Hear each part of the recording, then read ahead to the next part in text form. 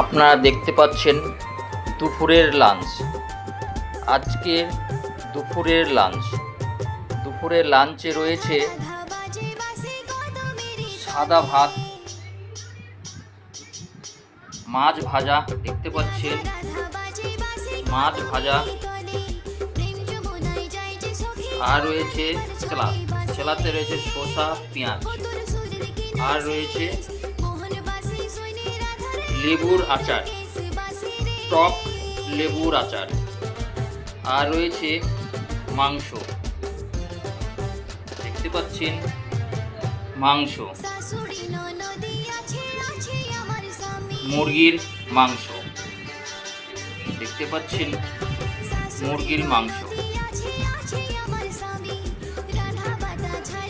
এই লাঞ্চের খাবারগুলো আপনাদের কেমন লাগছে?